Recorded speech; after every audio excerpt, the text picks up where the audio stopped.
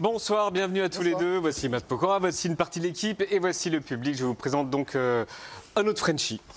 Vous êtes les 80 Frenchies, 80 pour Alex et Tom, 80, two native Parisians on a mission to make French accessible and enjoyable. Vous êtes amis d'enfance, vous êtes nés en 2000, vous avez grandi à Paris et vous vivez maintenant aux États-Unis. Alex à Los Angeles et Tom à la Nouvelle-Orléans. Vous cartonnez sur les réseaux, on va voir des images avec plus de 4 millions d'abonnés. Vous avez fait des vidéos avec le président Emmanuel Macron, avec Justin Trudeau, avec Jason Isaacs, l'acteur de la série White Lotus, et vous participez à la semaine de la francophonie. C'est cette semaine du 15 au 23 mars. Vous êtes devenus des ambassadeurs 2.0 de la langue française. Comment ça a commencé? Parce qu'à la base, vous n'êtes pas du tout linguiste ou prof. Du tout. Du tout. Non, non. Vous êtes plus dans le foot. Ouais, voilà. Tout a commencé en 2012. Avec Tom, on était dans le même club, à Boulogne-Billancourt, à la CBB. Et à l'ACBB. L'ACBB. Donc on jouait ensemble à l'âge de 12 ans. Et 6 ans plus tard, on a décidé de partir aux États-Unis. On a la chance d'obtenir une bourse sportive pour jouer au foot. Et on continuer nos études aussi. On étudie le business. Et voilà la photo. Très joli. Avec les drapeaux américains. Moi, je sais que tu joues au foot aussi. On va se faire un foot un jour. C'est sympa. Et comment vous avez commencé à vous filmer, à parler du français? Alors, on s'est retrouvés dans l'Ohio et au Mississippi, donc complètement au milieu des États-Unis. Pas New York ou Los Angeles. Et... c'est pas pareil. Très du coup, pendant la pandémie, on avait un choix. On devait rester aux États-Unis ou rentrer en France, être bloqué et peut-être pas continuer nos études là-bas. Et on s'est dit, autant prendre la chance de rester, de peut-être galérer un petit peu pendant la pandémie, mais de rester. Et on était en vacances ensemble et on n'avait pas grand-chose à faire. Et on s'est dit, bon, qu'est-ce qu'on peut faire pendant tout ça? Et TikTok a commencé à être un peu la plateforme virale. Et on s'est dit, bon, bah, on va faire des vidéos. Et ça a fonctionné. Exactement. 4 ans plus tard, on s'est retrouvés à faire les Jeux Olympiques à Paris avec NBC. C'était vraiment incroyable. Merci. Regarde Florilège pour ceux qui ne vous connaissent pas. Stop saying je t'aime in French. Instead, use these alternatives. Je te kiffe. Je te kiffe. Je suis amoureux de toi. Je suis amoureux de toi. What if French was pronounced the way it's written? Pied would be pied. Gentil would be gentil. Poisson. Poison. Dessert. Désert. Coussin. Cousin. Making my parents pronounce the hardest English word. Elvis. Elvis, ok, papa. Elvis.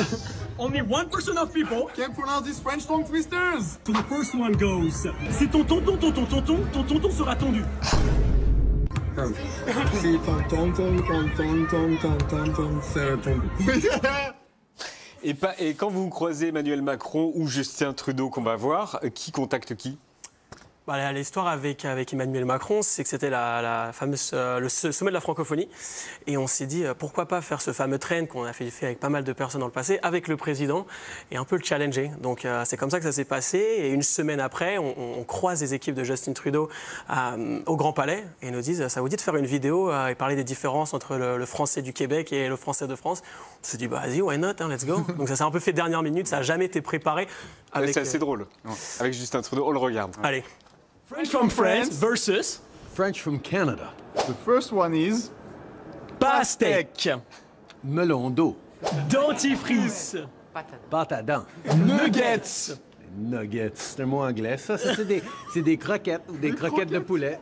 du citron. C'est des limes, ça. Ah, vous avez voulu voler le mot anglais? Ok. Mais c'est pas des citrons, des citrons. Citron, c'est jaune. Comment est-ce que vous distinguez entre citron et lime? citron vert. Citron, Ah non, citron vert. Alors ça, c'était des citrons verts, pas des citrons. Foot. Le foot. C'est du soccer. Non. Ouais, on est nord-américains quand même. c'est vrai. Bonne fin de semaine. Hein? Demain, bonne fin de week-end. Est-ce que c'est les vidéos qui cartonnent le plus?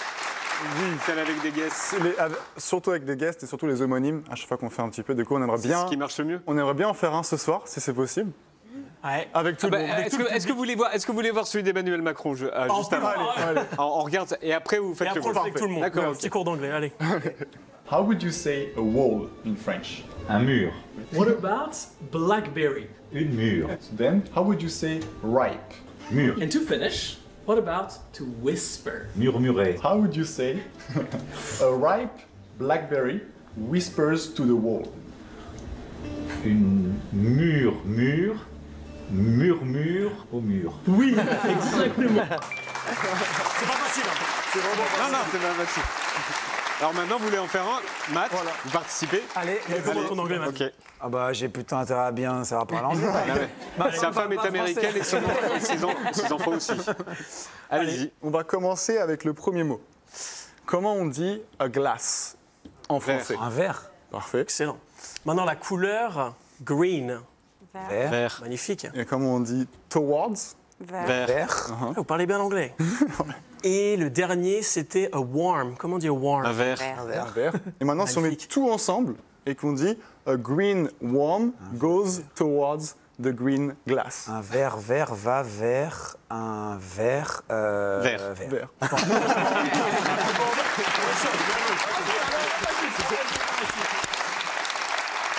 Vous en avez un autre? Vous en avez d'autres?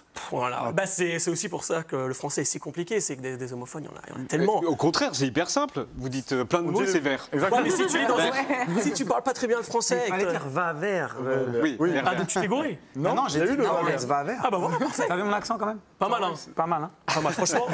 On n'a pas le meilleur accent, les Français, mais pas mal. Toi, il est pas mal ton accent américain. Ah, parce que je joue beaucoup le rôle de l'américain dans nos vidéos. Je joue beaucoup le rôle du Tchad, donc un peu l'américain du Midwest. Donc j'ai dû beaucoup travailler sur mon accent.